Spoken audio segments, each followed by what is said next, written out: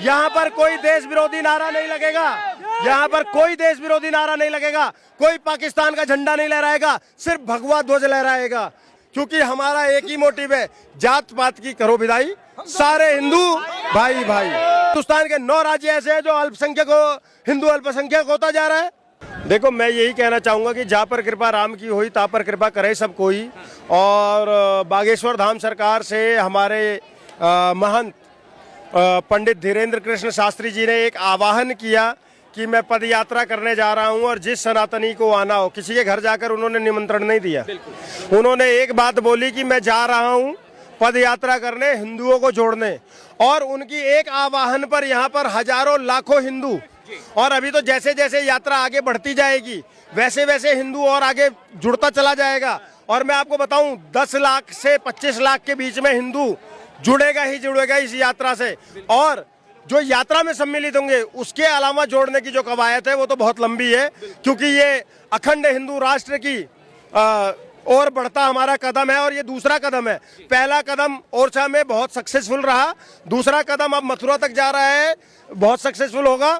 और आगे ऐसी यात्राएं होती रहेंगी सनातन धर्म को जोड़ने के लिए। और हम पूरी तरीके से पंडित धीरेन्द्र कृष्ण शास्त्री जी के समर्थन में है, सहयोग में है और मजबूती के साथ उनके साथ खड़े हैं। अब जिसको पेट में मरोड़े मार रहे हो, जिसको ज्यादा दिक्कत हो रही हो, वो सुप्रीम कोर्ट में चिट्ठियां लिख रहा था, मैं उस यादव को चैलेंज करता हूं। 3 दिन पहले भी किया था कि इंद्रेश द्विवेदी जरूर आएगा, तेरी औकात हो तो रोक लियो। बाबा धीरेन्द्र कृष्ण शास्त्री बहुत बड़ी चीज है। मैं सनातन का एक कण मात्र हूँ, ये कण मात्र हूँ। मुझे रोक कर दिखा दे, वो सिर्फ मुझे रोक कर दिखा दे तो मैं उसको मान जाऊंगा कि उसने अपनी अम्मा का दूध पिया है। समझ गए? यहाँ पर आकर आप ट्विटर पर और जगह जगह आकर हमारे सनातन के संतों के ऊपर पर टिप्पणियां करोगे, कटाक्ष करोगे और तुम सोचोगे तुम्हें बख्शे जाओगे। तुम बख्शे जाओगे? बिल्कुल नहीं बख्शे जाओगे। कभी मिल मत जाना मेरे को दिल्ली में।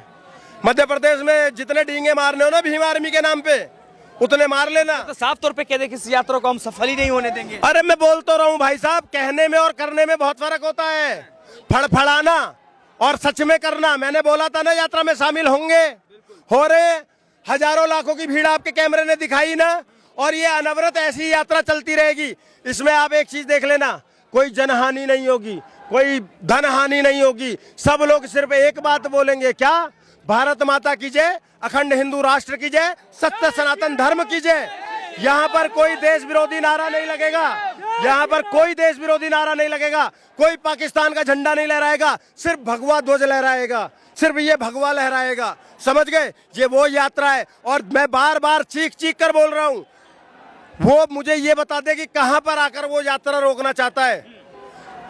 पूरी यात्रा एक तरफ, मैं अकेला इंद्रेश द्विवेदी को, वो मेरे कदमों को रोक कर दिखा देगा। भाई साहब, जिंदगी में सनातन पर बात करना छोड़ दूंगा और आधी मूंछों में आ जाऊंगा। कहा कि भाई इस तरीके की पदयात्रा की जरूरत क्या पड़ी है?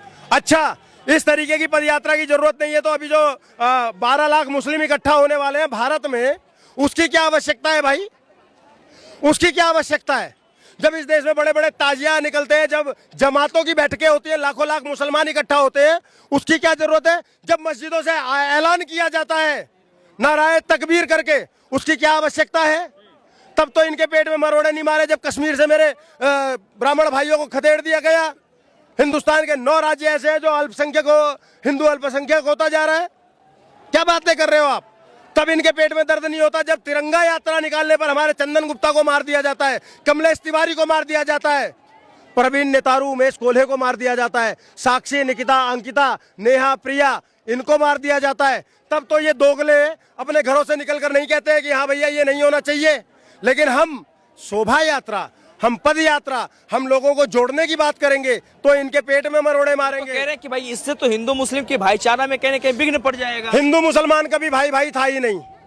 मुसलमान था, हिंदू था। मैं बहुत खुलकर बोलता हूँ। एक झूठा नैरेटिव गढ़ा गया भाईचारा। चारा क्या होता है? तमाम लोग, जो देहाती लोग होंगे, जो गांव के लोग होंगे, जिनके घरों में गाय और भैंसें होंगी, वो सब जानते हैं कि चारा पशुओं को डाला जाता है। तो एक भाई बनकर बैठ गया, दूसरे को चारा बनाया गया। टेक्निकली ये वर्ड गलत है।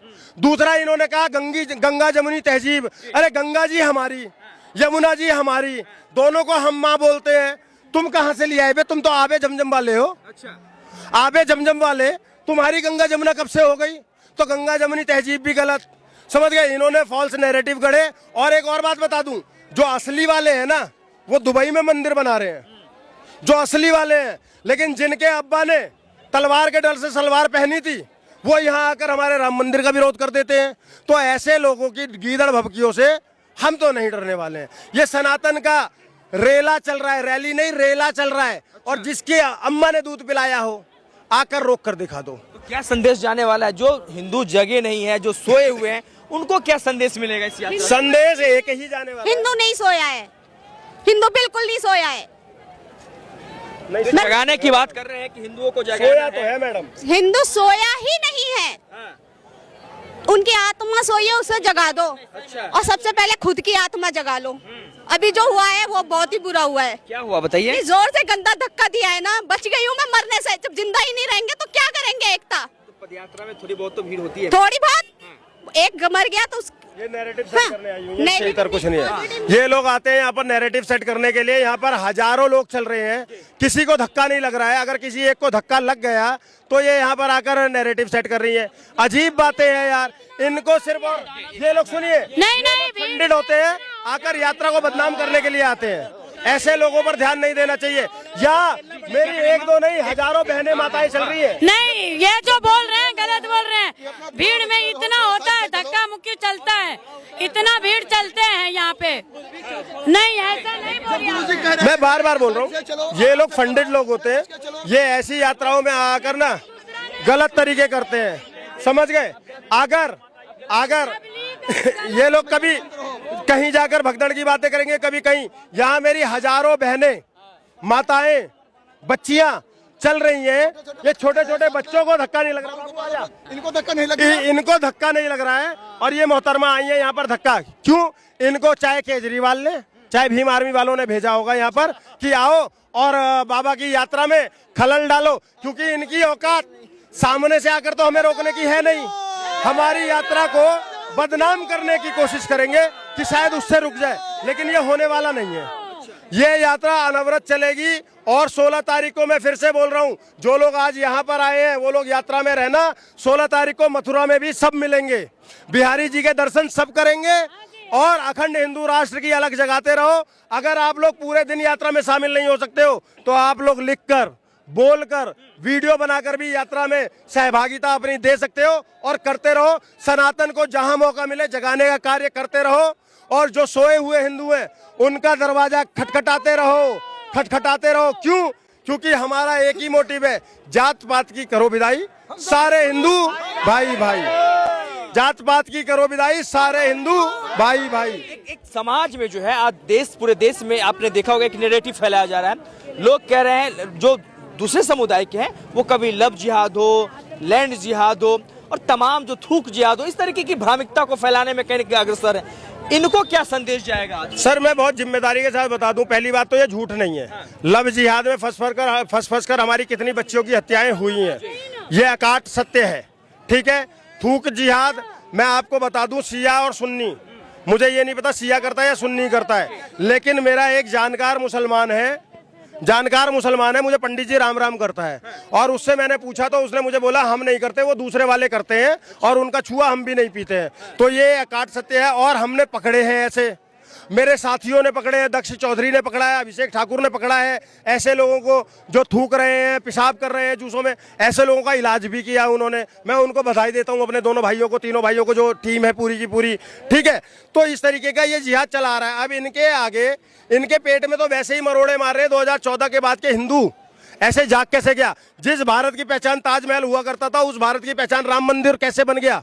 जिस भारत की पहचान कुतुब मीनार हुआ करता था, उस भारत की पहचान काशी विश्वनाथ कैसे हो गए? तो आप इस बात को समझिए, जितना गोवा ताजमहल मुंबई सारा मिलाकर नहीं होता था ना, ये चार मीनार सब मिलाकर जितना रेवेन्यू जनरेट नहीं होता था, उतना अकेला हमारे काशी विश्वनाथ जी दे रहे हैं आज। अकेले काशी विश्वनाथ हमारे राम मंदिर का तो मैं जोड़ ही नहीं रहा हूं। और कई लोग आ जाते हैं यहाँ पर आकर के, अरे तुम मंदिर की बात करते हो, अस्पताल की बात करो, हॉस्पिटल की बात करो और विद्यालय की बात करो। तो मैं इनको एक बात बता दूं, बड़े मंदिरों की तो बातें छोड़ दो, हमारे पटना में एक छोटा सा मंदिर है हनुमान जी का, उससे 5-5 विद्यालय और 3-3 हॉस्पिटल चलते हैं, समझ गए। और वहीं से पैसा आता है और अन्नपूर्णा रसोई चलती है अयोध्या में, जहां 30 से 40 हजार लोग प्रतिदिन भोजन करते हैं। काशी विश्वनाथ में जाइए, मां अन्नपूर्णा की रसोई चलती है, आपको वहां पर सिर्फ पूरी सब्जी नहीं पकड़ाया जाता है, बाकायदा दाल चावल दही लड्डू रोटी बाकायदा बिठाकर स्टील के उसमें थाली में खिलाया जाता है, पानी दिया जाता है, समझ गए। इस तरीके से खिलाते हैं और 30 से 40 हजार लोग प्रतिदिन भोजन करते हैं। ऐसे हमारे तमाम मंदिर हैं। तो हम लोग सिर्फ बखान करने नहीं आते हैं, हम एक्चुअल करते हैं। और सनातन एक ऐसा धर्म है, पूरी दुनिया का मेरा धर्म इकलौता धर्म है, जो क्या कहता है, जो कहता है कि धर्म की अधर्म का, प्राणियों में विश्व का, भारत माता की, गौ माता की, वसुदेव कुटुंबकम। ये पूरी दुनिया में इकलौता मेरा धर्म सनातन धर्म कहता है। और मेरे ही धर्म के ये ग्रंथों को अपमानित करने का कृत्य करते हैं ये लोग। मनुस्मृति पर सवाल उठाते हैं। उस मनुस्मृति में मनु महाराज क्या लिखते हैं, यत्र नारी पूज्यन्ते रमन्ते तत्र देवता।